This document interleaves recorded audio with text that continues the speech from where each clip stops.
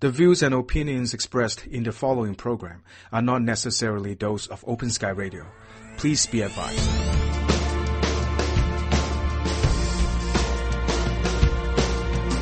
Good evening, everybody, and welcome to The Fire You Can't Put Out, another solo show with yours truly, Melvin, this week. Kevin and Angela are still on. They still have quite a bit of work going on, but they are still very much a part of the show. They're still contributing, and I am still talking to both of them. And we will get Kevin back soon, and Angela has shown interest in getting back into the chair as well. But it is another week with Melvin. We are on show 26. This is the week ending July 20th, 2013, and I just want to get right into it because it was another gigantic news week. Initially, on the last couple of shows, I mentioned we're going to do a Snowden update for as long as this guy is on the run. And he is still on the run, but there's absolutely no news this week. We know that he is still in the transit center of the Russian airport. He has asked for immunity from Vladimir Putin. And Putin is furious because he asked for immunity several weeks before, and when Putin said, fine, you can have it, he said, no, I don't want it, because he didn't like Putin's terms. Putin said, you got to stop ratting on America, which is funny, because Putin is the former head of the KGB, and that's all those guys did was spy, and so he says, fine, you can have immunity, but you have to stop talking about the spying program. He's trying to charter an airplane. He's getting help from WikiLeaks, from Assange from WikiLeaks, and they're trying to come up with the money to charter a plane, because it's looking like it's going to cost at a minimum $100,000 to fly 9,000 miles to go around all of the airspaces I suppose he's a former American citizen. He's going to have to come up with $9,000 to fly around the airspaces that he would normally get to fly through if he wasn't a wanted felon here in America. Still sitting in Russia, have no idea how he's surviving, no idea how he's living, no idea how much money he has, but I feel fairly certain that he foresaw this kind of thing coming and planned for it. So whatever action that Russia decides to take, we'll keep you posted. Watch this space. And for this week, your Snowden update, well, it's nothing. It's no news. So, Obamacare has been slowly implemented since it was passed in Obama's first term. They've given it quite a few years because it is a major overhaul of the healthcare system. And ever since it was passed, the Republicans, only because they don't want to do anything else, they've worked on two things. They've worked on abortion, and they've worked on overturning Obamacare. Now, in this past week, the week ending July 20th, they have voted to repeal it for the 38th time. We've covered this before, and last time it was the 38th time. The Republican-led House voted this past Wednesday, July 17th, to delay core provision of the president's health care law, emboldened by the administration's concession that requiring companies to provide coverage for their workers next year may be too complicated. They let a lot of the small and medium-sized employers out of the mandate because they didn't want Obamacare to become something that comes up in the campaign and works against the Democrats in 2014. Honestly, now the president didn't say that, but it's pretty obvious that that's what it is. After a day of heated rhetoric, the House of Representatives voted largely along party lines 264 to 161 to delay by 1 year the so-called employer mandate of the Affordable Care Act. We call it Obamacare. The Obama administration's owned up to the name, and, well, we certainly use it here on TFYCPO. It voted 251 to 174 to extend a similar grace period to virtually all Americans who will be required to obtain coverage beginning January 1st. The mandate was the linchpin of the law. It'll be interesting to see how it goes forward. The dual political show votes marked the 38th time the GOP has tried to eliminate, defund, or scale back the unpopular law since Republicans took control of the House in January 2011. The House legislation stands no chance to pass in the Senate. Now, they pass it in the House, and it's a civics lesson. It's the way it works. It passes in the House. It goes to the Senate. If the Senate changes it before they pass it, it has to go back to the House again so they can vote on it again. It starts in the House because it's a spending bill. House holds the purse strings, then it goes on to the Senate. If it remains unchanged, then the Senate can pass it. They know that it's not going to pass. Harry Reid is the Senate leader, and the Democrats have the majority, although slim, they have a majority over there in the Senate, and they know it's not going to pass. So what they're doing is largely ceremonial. We'll get to that. Republican foes welcome the deferment as a political gift, not only to assail Obama, but to arrange votes to put House Democrats on record ahead of next year's congressional elections. The Republicans are thinking if they can get Democrats on the record voting for the bill, voting for Obamacare and voting against repealing it, then they'll be able to use it against them in next year's elections. Eager to counter the Republican criticism, Obama delivered remarks this past Thursday, and if you heard the speech, he sounded incredibly heated. He didn't use damn again, so the right-wing blogs were unable to say Obama went street again. But it focused on the debates that consumers are already receiving from rebates that consumers are receiving from insurance companies because they're already getting checks in the mail from insurance companies whenever they've overpaid. Jay Carney mentioned earlier in the week before the speech that Obama's going to draw attention to the 8.5 million consumers who have received an average of $100 back in the mail from their insurance companies as overpayment. As a part of the Affordable Care Act, they said that 80% of what they collect has to be spent on insurance.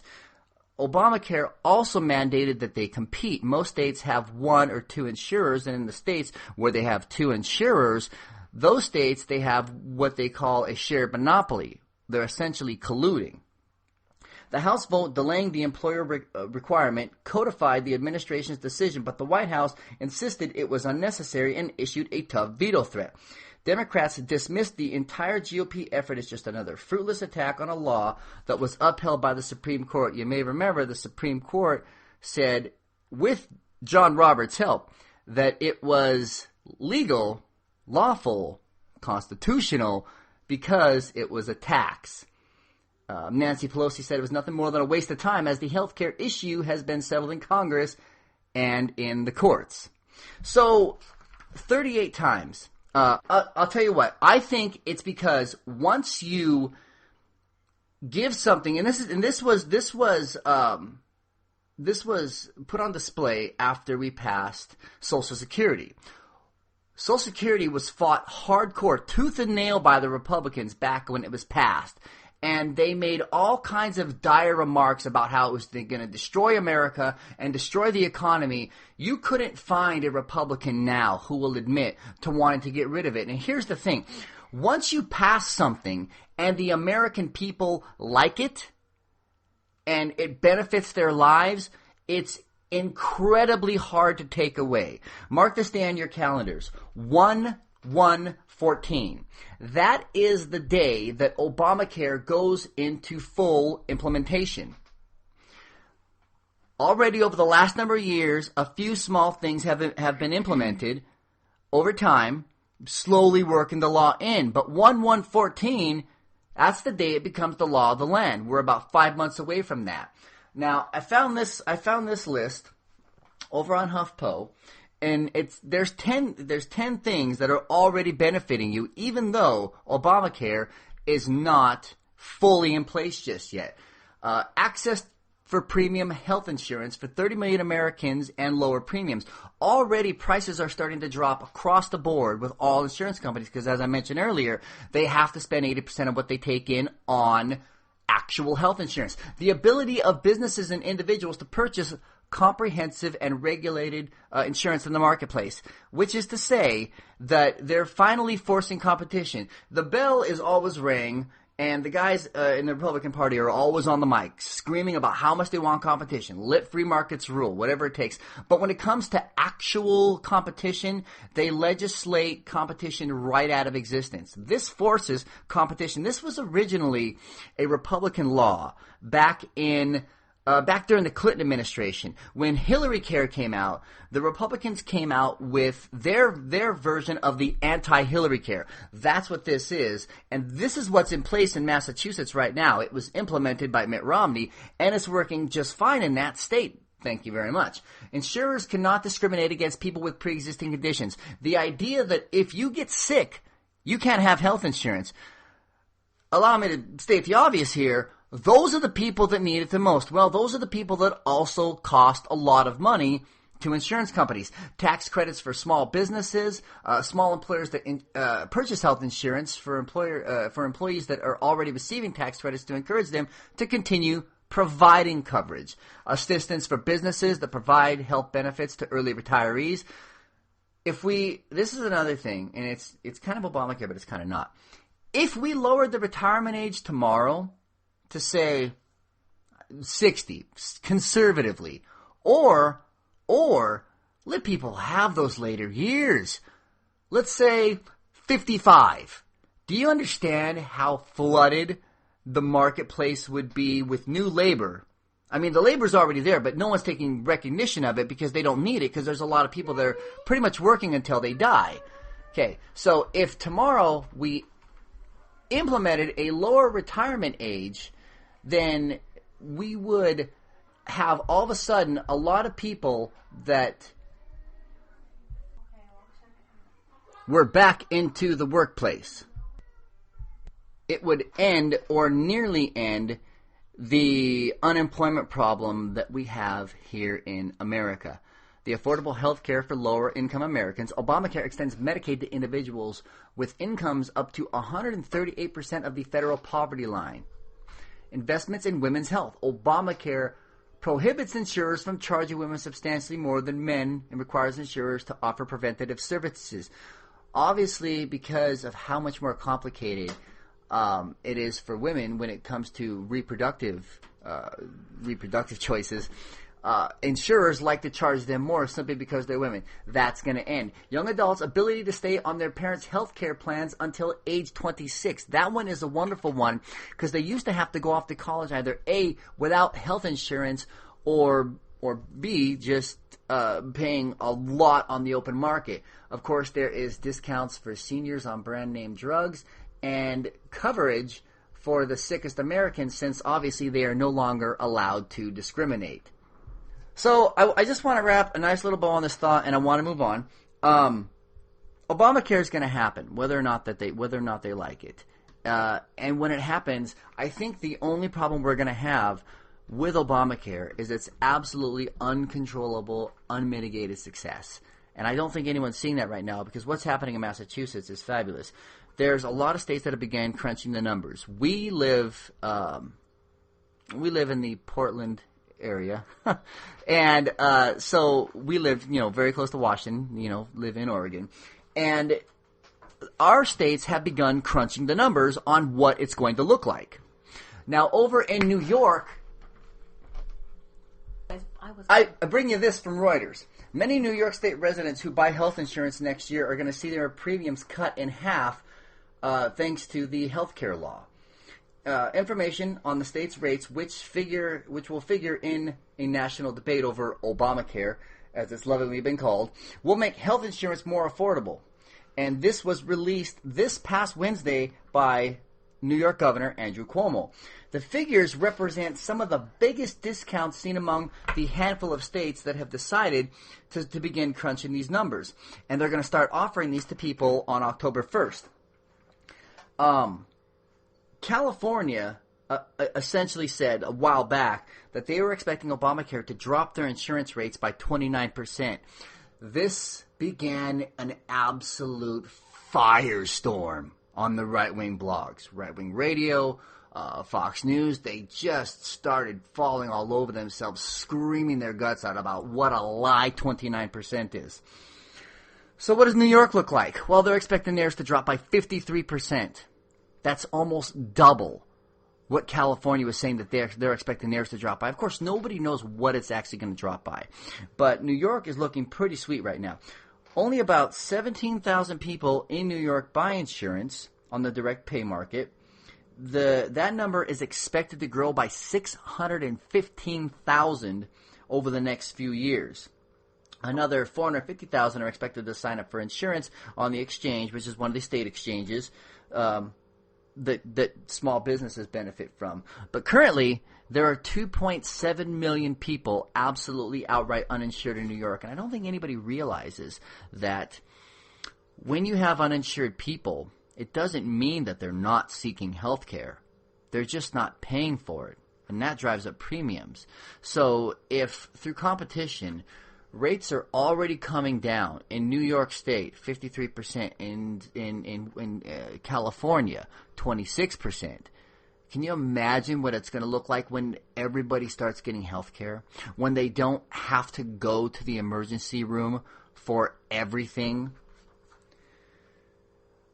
Other states like Oregon and Washington have also announced that rates that were allotted over their projection for their 2014 rates are looking better. So that's nice. With state-based exchanges that began selling on October 1st, people earning 400% of the poverty level, or about $94,000 in New York, can receive government subsidies to defray the cost. Now, New York is probably not the super best example. It's nice that they've already crunched the numbers and it's looking as good as some of the other states have. But that state already that state is already insanely expensive to live in.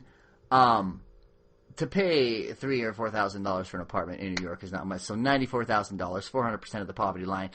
Yeah, that's pretty rich, but that's pretty typical for that area. Anyway, I love the numbers that are coming out in these. Obviously, watch what's going to happen. I mean, we'll cover this more and more because over the next number of months, as Obamacare moves into full implementation, and certainly after October 1st, when they start letting people buy into these exchanges, oh yeah, it's it's going to be a firestorm. It's going to be something to watch. And then, if it gets to become law on January 1st, 2014, and the Republicans have tried to overturn it for the 55th time. I'm almost ready to put money on that. At what point will they be before they finally decide, okay, fine, it's going to become law? I'm pretty sure they're going to be trying to repeal it even after it becomes law.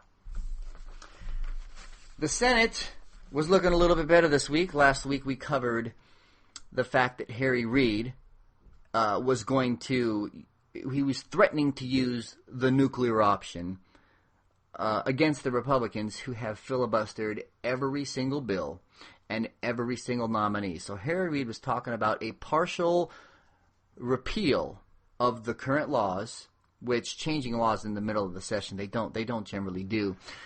So it was called sort of a conservative, if you will, nuclear option, which would have just let Obama's nominees go through. It wouldn't have been a nuclear option on laws. I mean, they can still kill any law that they wanted to. The Republicans could, but the fact that Obama can't even stock his cabinet, that was becoming a concern.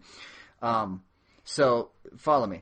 Democrats not only got much of what they wanted in Tuesday's deal, this is one of those Gang of Eight deals, to move some of President Barack Obama's nominees through the Senate, they also got what they see as an important bonus, casting Minority Leader Mitch McConnell in an unflattering fight. The unfortunate moment culminated Tuesday morning when Senate Majority Leader Harry Reid marched onto the Senate floor with the leader from Kentucky opposite him to announce a deal to pass the stalled nominees. Not with the senator from Kentucky, but with John McCain instead. He actually walked onto the floor with John McCain. McCain was there, according to several sources, who spoke about private behind-the-scenes talks on the condition of anonymity, because he and several other Republicans grew fed up with their own sides stalling, which is to say, the Republicans are sick of the Republicans. So he goes out there with Harry Reid and says that he's going to cut a deal. They're trying to avoid the nuclear option because nobody wants it. The Democrats don't want it. The Republicans don't want it. That didn't seem to matter with sequestering. The sequestering was still implemented even though nobody wanted it. So it still could happen. So today was a really, really, really bad day for him, said one, revealing that McConnell was cut out of the deal and rebuffed by Reid twice when he tried to personally work his way back in. including just minutes before the Nevada lawmaker went to the floor with McCain. Obviously, Reed is from Nevada. The controversial procedure, the nuclear option, the partial nuclear option, the conservative nuclear option, would allow a simple majority to change Senate rules instead of the usual supermajority. Senator Rob Portman, Republican from Ohio, noted that gangs that circumvent the leaders are pretty common in the Senate. It's interesting he calls it circumvented because there's not a lot of work getting done, and it has to do with individuals such as himself and his other fellow Republicans because they have decided that the people's business goes on the back burner. It's not unusual, Portman said. It's the way the Senate works. He added, he contradicted himself. He added, pointing to 2005 when McCain was also a central figure in heading off a nuclear option showdown on judicial nominations when Senator Bill Frist was the majority leader. Put this down as progress in the right direction and the best possible atmosphere to go into the balance of the year when we have much tougher issues down the road, McConnell said. He's trying to save face at this point. But Democrats were looking even further down the road to McConnell's re-election. One noted that McConnell has made his influence in Washington a key selling point, which obviously makes him much more popular with people that want to buy him. One now undercut by members of his caucus going around him in a key procedural fight. And before that, in the push for immigration reform, he has essentially now been cut out of the process of nominees. The Democratic aide said John McCain is now the minority leader on nominations. Harsh words. Mr. McConnell looks very weak and not in control, and I have no doubt that he has quietly crawled back into the shell that he came from. A senior Republican staffer who was asked by HuffPost to sum up the situation did not have a much better take. It's about leadership on both sides, and if there is no leadership, the GOP aide said. But, yeah, I think McConnell has handled this especially poorly. What is important is that McConnell, who has stood on many assault boxes over the last number of years and tried to embarrass the Democrats and has tried to embarrass President Obama and has tried to stop, honestly, the train of progress rolls through. He's the guy leaping onto the train tracks and throwing up both hands and screaming, stop. That's that guy. They're obviously trying to do it over in the House, but whatever they pass in the House is just going to die in the Senate anyway. I remember there was a time when I first got involved in politics and I was learning about the two parties. I said, you know what we need, since the country's not 100% Democrat and not 100% Republican, what we need is a split in the houses, and then whoever's president, that will be sort of the equalizer. A majority will rule at that point. What I did not foresee, and what is happening now, what has been happening over the last number of years, is a complete disaster. Last year we covered this. The 113th Congress is being named, and it's something that they worked incredibly hard to earn, the most do-nothing Congress ever. And that runs against last year, the 112th, and it also runs against the one that Harry Truman ran against in the 1948 election, if I'm not mistaken. So let's talk nominees. There were a couple of people on the National Labor Relations Board that the Republicans did not want to get through. Those folks got through. They did not want Richard Cordray to get through as head of the Consumer Financial Protection Bureau Director. So let me read this headline and let me brace myself really quickly, because this is going to feel good. This is going to feel good to read this, okay? Richard Cordray confirmed, bam, as Consumer Financial Protection Bureau Director. Oh, I almost want to say it again. Hope it was as good for you as it was for me. The Senate has voted 66-34 to confirm Richard Cordray as Director of the Consumer Financial Protection Bureau. Senator Elizabeth Warren, who has fought Republicans over Cordray's nomination since taking office in January 2013, and quite honestly, even before that, even before she got that job, announced the confirmation on Tuesday, and she did it with a mighty, mighty grin. I do love the work that Elizabeth Warren is doing in the Senate.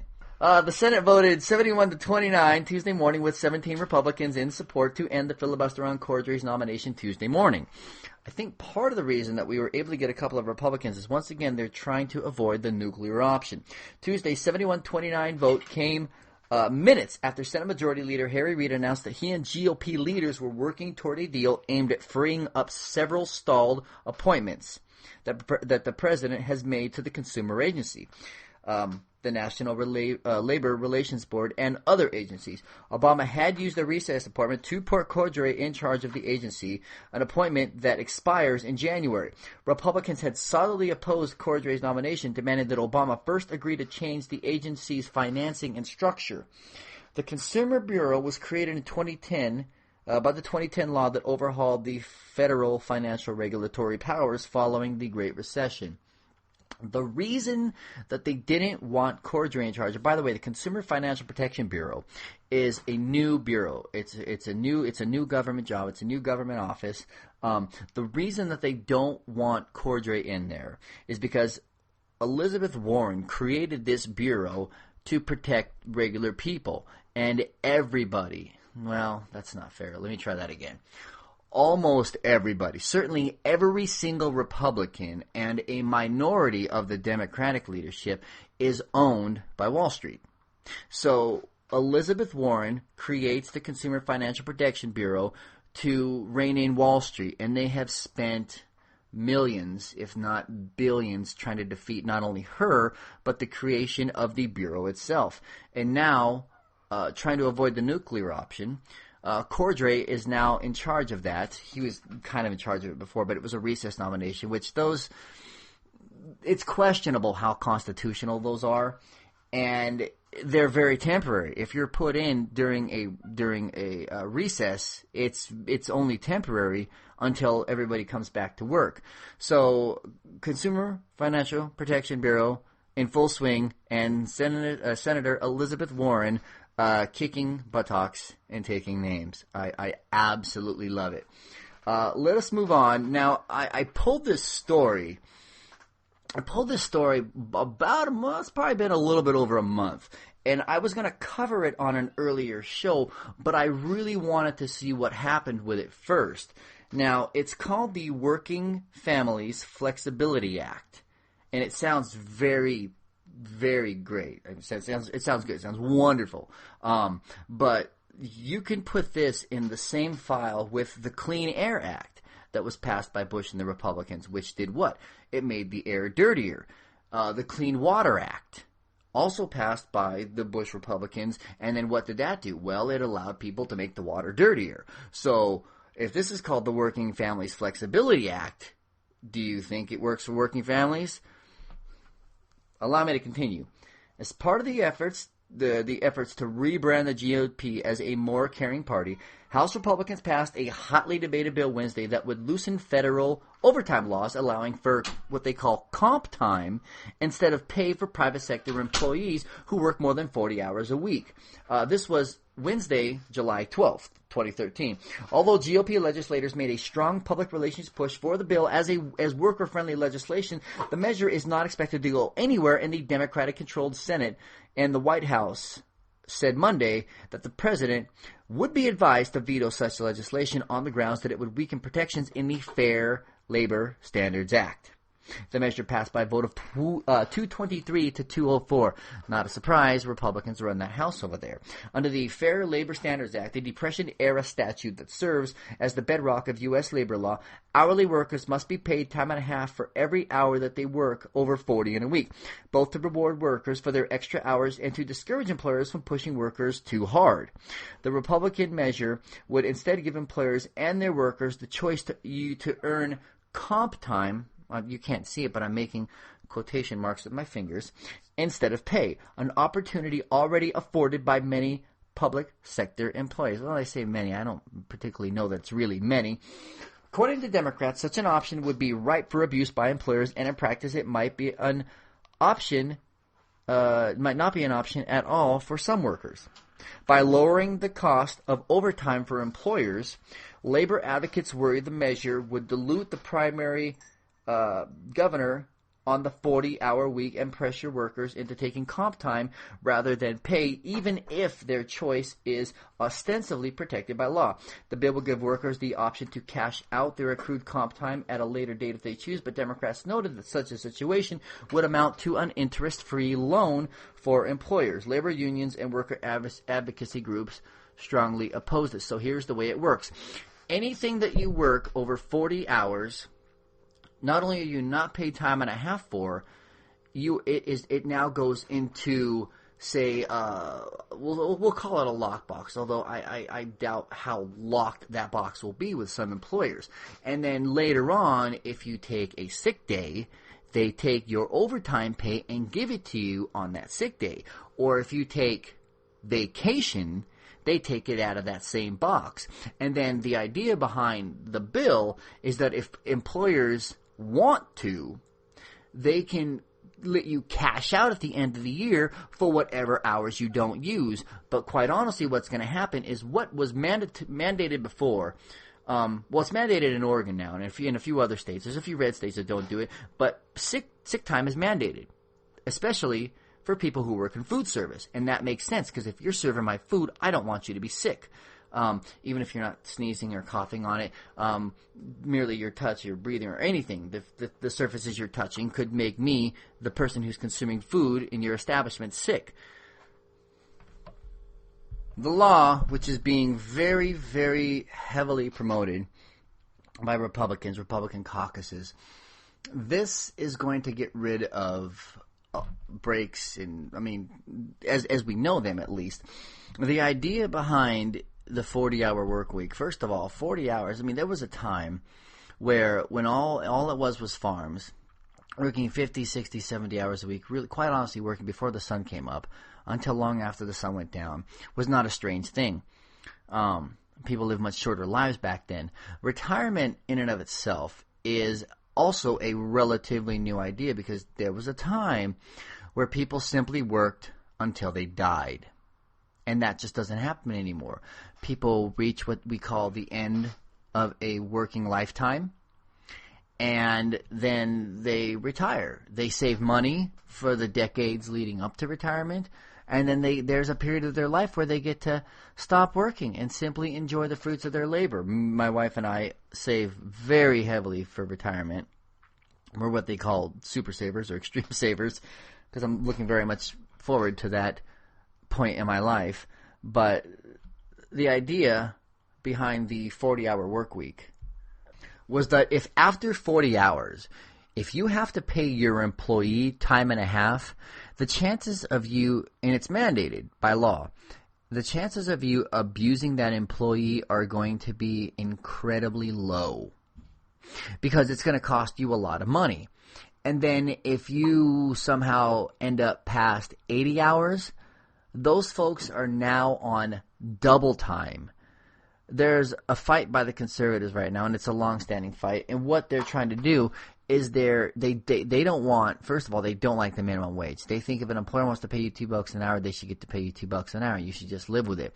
And they would like to get rid of overtime and all these other things, all these things that would put more money in working people's pockets.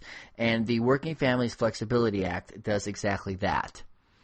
It takes money out of people's pockets. It allows employers essentially, I generally don't particularly care for using the slippery slope argument, but this quite honestly is a slippery slope. It leaves, it deregulates. It leaves way too much up to the employer. And if your employer is, say, John from Papa John's, hey, guess what? You are now going to work 50 hours a week, and it's going to be at the lowest pay possible. Forgive me for naming him by name.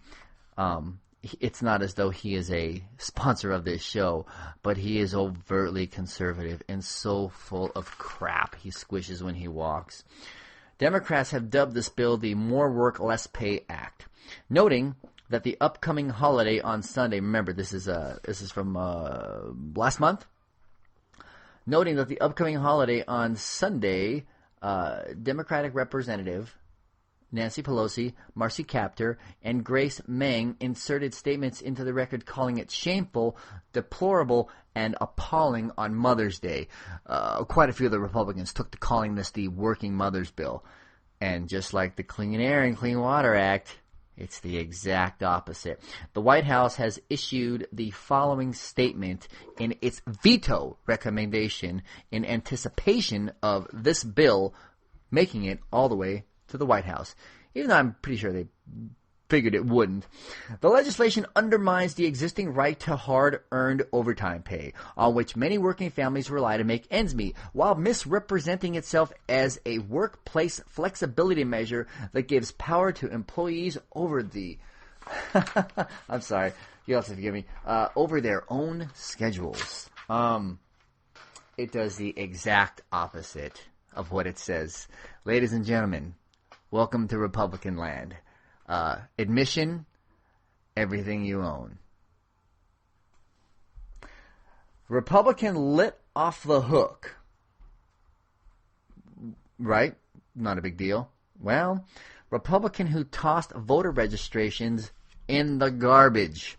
Lit off the hook. The young Republican who grabbed national headlines after being arrested for throwing voter registrations into a dumpster before the 2012 election won't be facing any legal consequences. Now, upon initially reading this story, I figured that this was a Bush Cheney thing. There was a staffer during the 2000 election who threw away thousands, and I forget what state it was in. It was probably Florida. Everything seems to go wrong in Florida. Thousands and thousands of registrations or votes, into the garbage. And when he got busted on it, his explanation was essentially, my bad. A judge in Virginia dropped several misdemeanor charges against Colin Small on this past Wednesday, meaning the 23-year-old will not face any penalties for discarding a number of voter registration forms. Felony charges were dropped back in April, but Small was still facing 5 misdemeanor counts until this week. During a 4-hour court hearing on Tuesday, Small's lawyer, John C. Holloran, argued that Small simply made a mistake and wasn't trying to purposefully prevent anybody from registering to vote. While Small tossed 8 voter registration forms, 8, that doesn't, something not right about this story.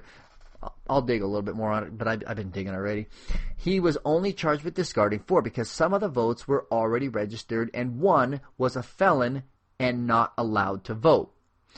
Holloran said the voters who were prevented from voting were Republicans and blamed Democrats for making Small's case seem like part of a larger conspiracy. See, Holloran is Small's attorney. That's his job. He's gonna engage in confirmation bias, like whatever it takes to make his guy look better. It was taking a case where a kid made a small mistake, I'm quoting from Holloran now, his attorney, and blowing it up in the winds of a presidential election. Democrats batted it out of the park, or tried to, and the Republicans said, well, we better cover our ass, forgive my language, on this end, and we'll just roast one of our own so nobody can call us and say that we were playing favorites because the kid's a Republican, they said. Small is now living back at home in Pennsylvania and working in a restaurant. They're not from the hood. Oh, I'm going to read this quote from Holloran. You're going to have to forgive me for just a minute. I have no idea what this meant, but I'm starting not to trust a lot of what Holloran said. Follow me. I'm going to say this, and then you can say, well, that sounds yay or that. Just follow me. The quote, they're not from the hood where you go, hey, man, don't deal with the man. The cops don't play it straight and don't trust the prosecutors. They trust cops and they trust prosecutors because they believe they're going to do justice. It's a very difficult education for them, unquote. That's what Holloran said. Now, that quote, forgive me if I'm casting aspersions here, but that quote sounds to me like there might be a little race in it. I might be reading too much into it. So it goes like this. He's working for the Republicans, registering people to vote, which, by the way, they like if you register to vote, but only if your vote is going to go for them. I think that's pretty clear. and he is caught throwing away registration forms.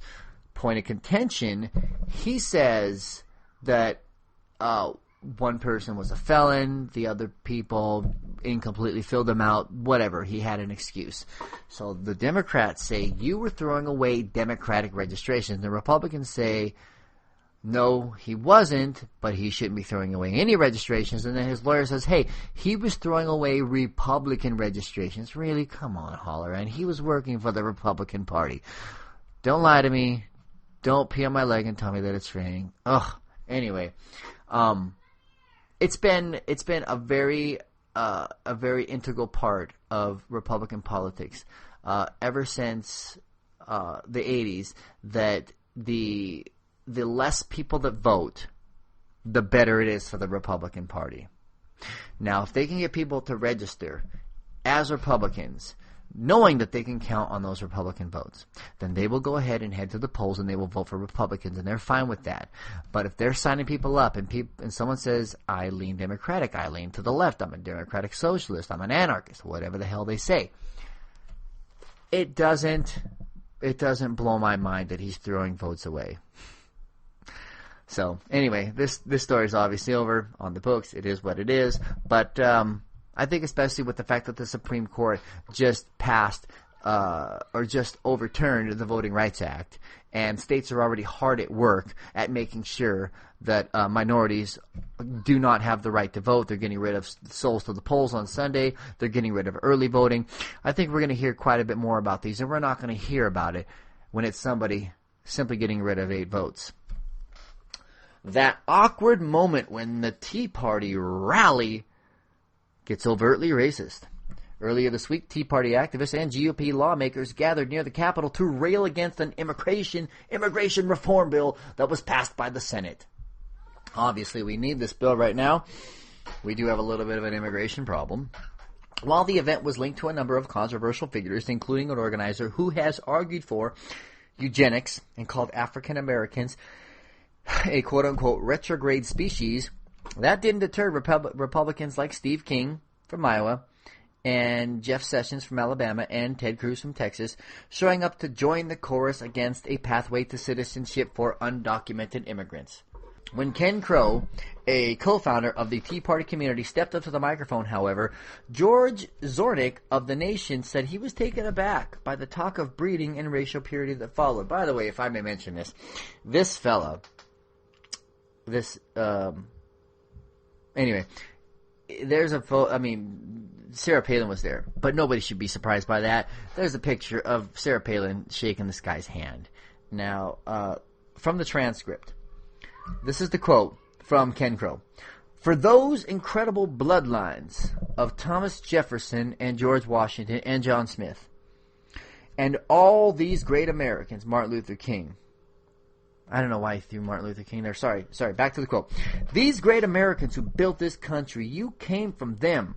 And the unique thing about being from that part of the world, when you learn about breeding, you learn that you cannot breed Secretariat to a donkey and expect to win the Kentucky Derby. You guys have incredible DNA, and don't forget it.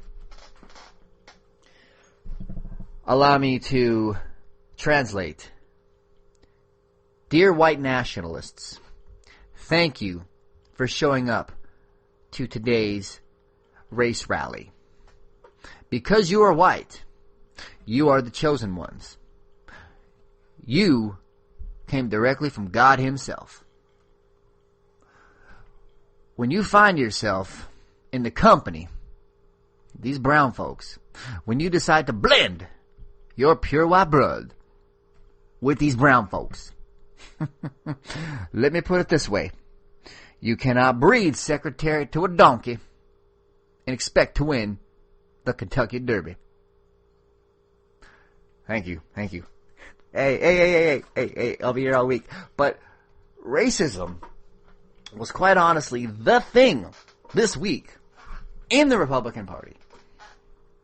On the day after, which is Monday, because the Trayvon Martin killer, the trial against George Zimmerman, came out on Saturday night. Oh, it was a hell of a Saturday night. We were sitting around with friends, having a couple of beers, and we all heard the Trayvon Martin, the verdict, the George Zimmerman trial verdict. And we sat back in our chairs, and we quit sipping on our beers for a minute. And we had a moment of quiet reflection, and very much a moment of, where is America headed at this time? We could not believe what we heard.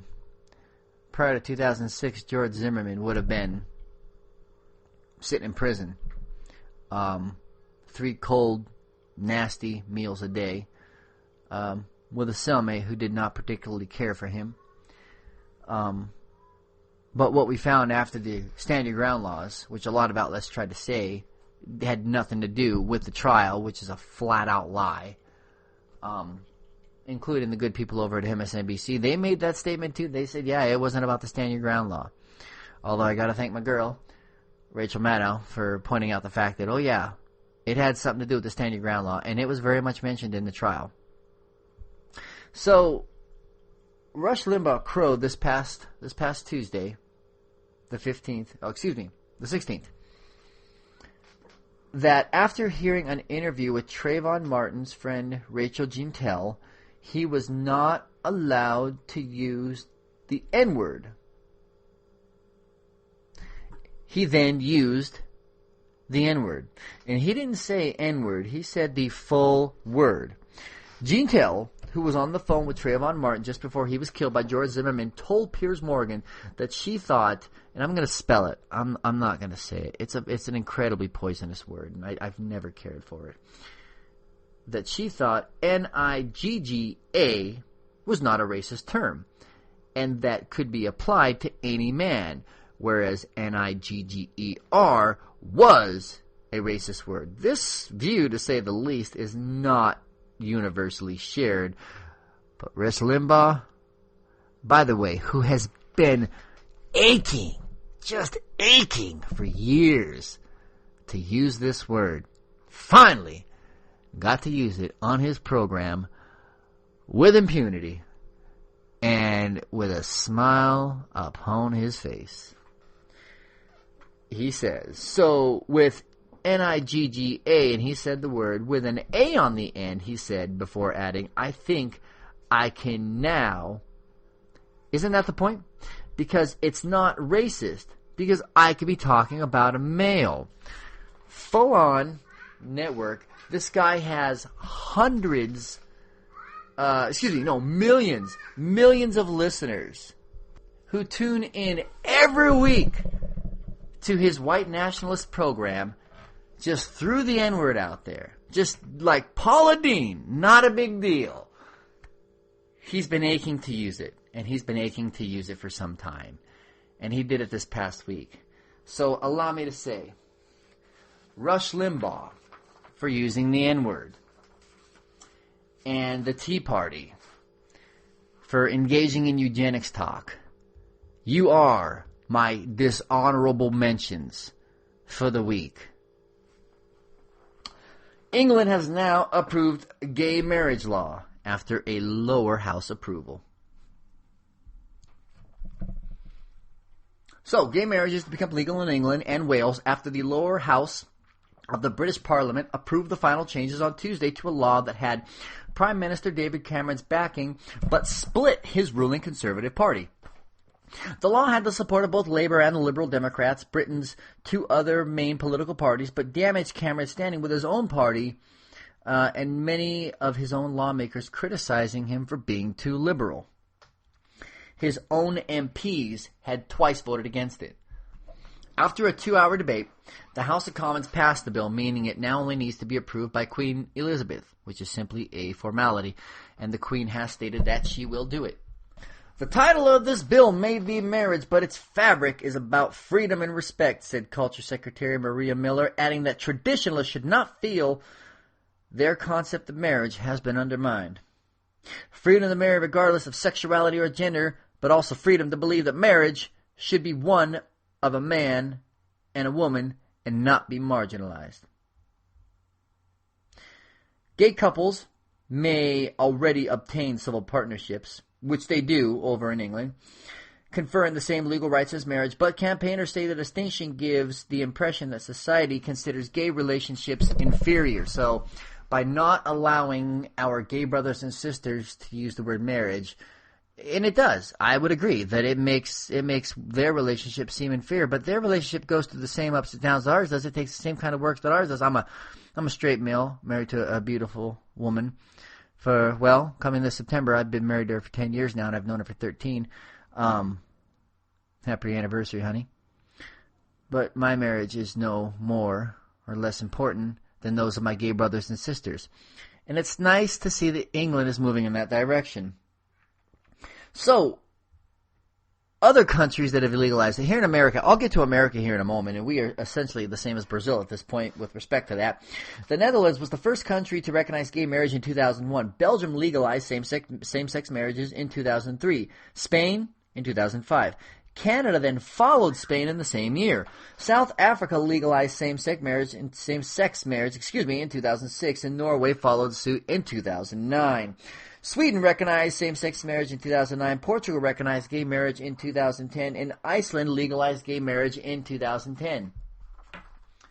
Argentina legalized same-sex marriage in 2010. It was the only Latin American country to do so. New Zealand became the first Asian Pacific nation and the 13th in the world to legalize same-sex marriage. Then Denmark was the first country to allow the registration of gay partnerships in 1989. We're 24 years past that point. In 2012, Denmark's parliament approved a law allowing same-sex couples to get married in formal church weddings instead of the short blessing ceremonies that the state's Lutheran church offered. The Uruguay Parliament lawmakers passed the Marriage Equality Project in Montevideo, Uruguay in 2013. Now, here are two countries that are lagging, and then we'll get to a few others that are kind of heading into it. In the United States, 12 states have allowed gay marriage, and D.C. So I sense, you call us 50 states plus one, that's D.C. So that's 13 out of 51. We're on our way, but we have a lot of deep red southern states that are not going to, they're trying very, very hardly to not allow it.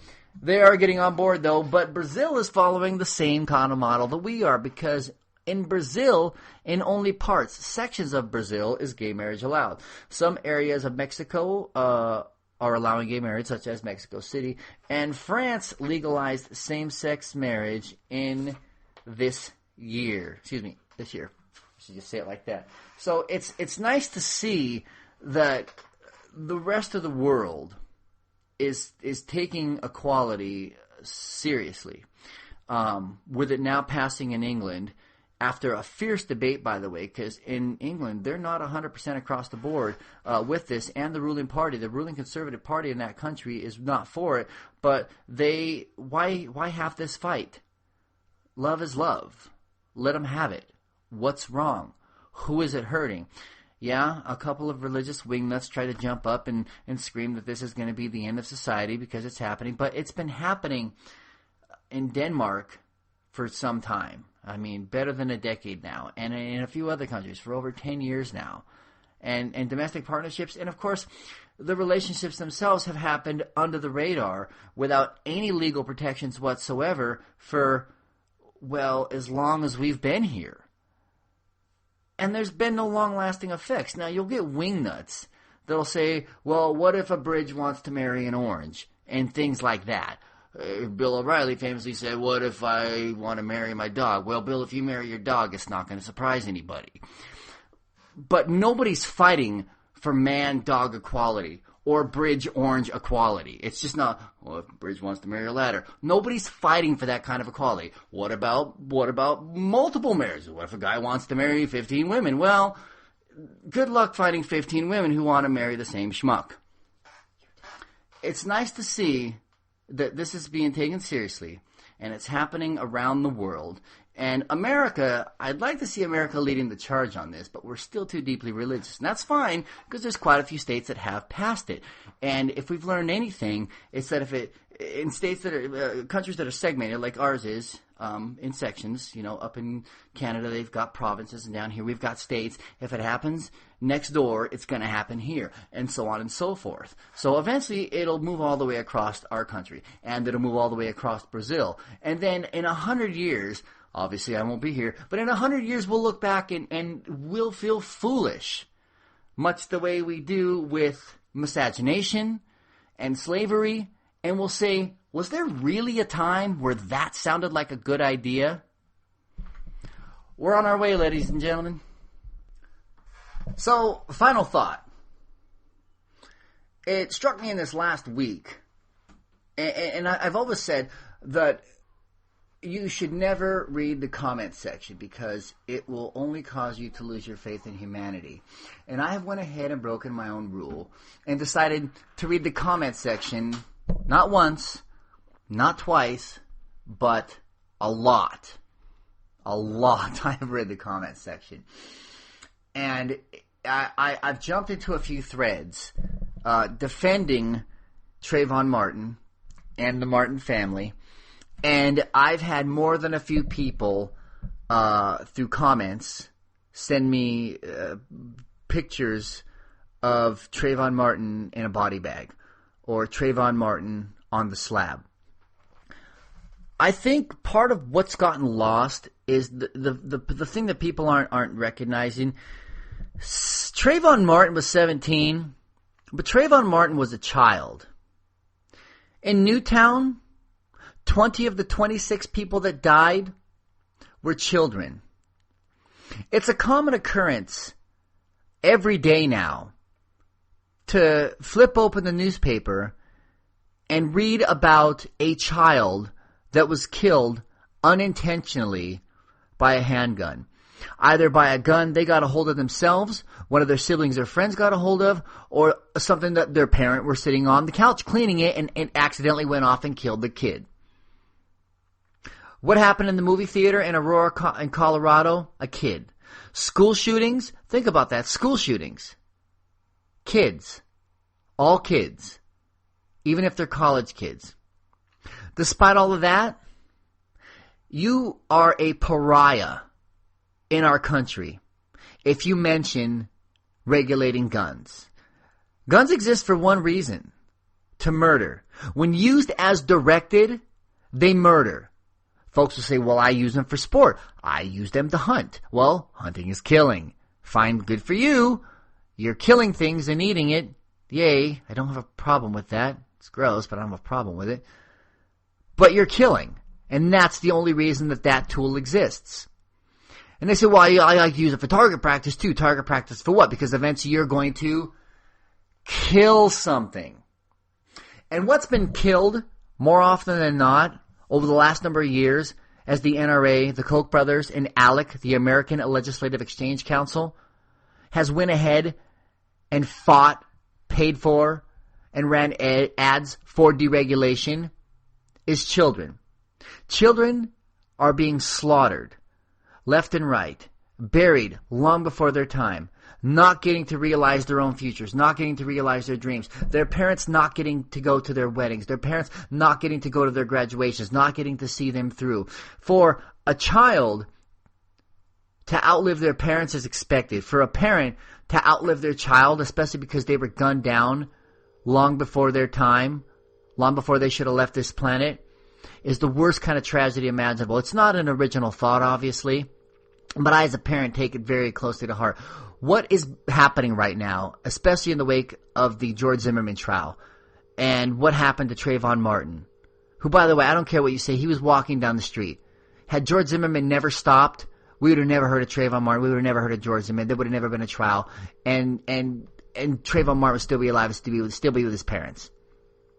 What's happening right now is we're defending guns. Not me, the right wing in this country. The gun nuts in this country. They're defending guns. They're not really just, they're defending murder weapons. That's more important to them than anything. They're watching the slaughter of children. They're watching tiny caskets get lowered into the ground. Teeny tiny caskets get lowered into the ground. And they're going, well, it's all in the name of freedom. Whose freedom? Are you celebrating the freeing of his soul from his young body? I'm celebrating the fact that nobody can attack me anymore. Really? Because in that heated moment where you've got your gun on you all the time, and by the way, you have your gun on you all the time because you live in fear. Admit it or not, you live in constant fear. Do you feel better that you're afraid all the time? Whose freedom are you talking about? Because what's happening right now is our children are being slaughtered. And on blogs, right-wing websites, right-wing news, the slaughter of our children is being separated or is being celebrated. I don't see a lot of protection going on. Quite honestly, I see little to no protection going on. And what I do see is a lot of kids filling up American soil at a rapid rate. I want to thank you for tuning in tonight. My name is Melvin. This is The Fire You Can't Put Out. And I want to thank you for joining me. Despair is not an option, ladies and gentlemen. Our best days are ahead of us. This is not a dark day. We'll make it through this too. And we'll come out on the end even better. I want to thank you again. Shout out to Kevin, Angela, and Leo. Good night, everybody.